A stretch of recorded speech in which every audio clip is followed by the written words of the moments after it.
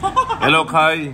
Kai, how old are you? 4. 4. You said you don't want an interview. Why are you talking to me? Because you're asking. Because what? Come on. So I will teach you Tagalog word. Say it say it. Ngot.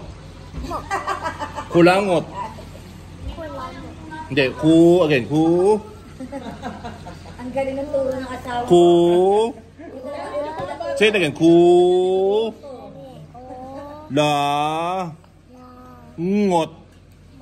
Kulangot.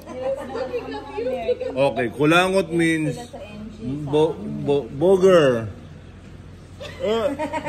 Are you shocked that kulangot is booger? No. No, okay, you're not Salamat shocked. po. So another Tagalog word, dila. Say it, Ay, niya. Dila. Dila means tang. Tang. Okay, again. Show your tongue. Show your tongue. Saan labas ang dila? I told you show your tongue, not show your eyes like this. Well, anyway, say it. Long. Ilong means nose. This one.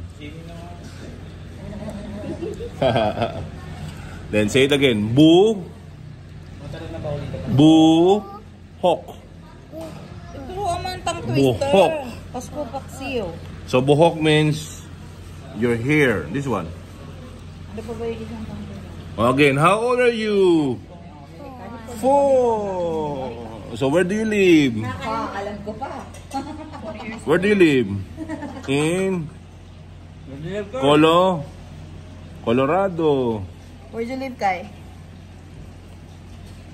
Give me that. Taba eh. Hindi niya ma-chew. So Excuse me, people, come on. No, you're okay? Okay. another Tagalog word that you will learn. Tenga. Tenga.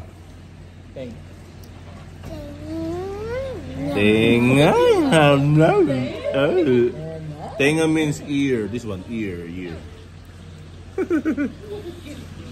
Ulitin natin. Say it again. Ngot. Ngot. So, ngot. Kulangot. Nagiging lamok eh. Hindi ka pwede sa tay-tay. So, kulangot means what? Masyado kaming maayos.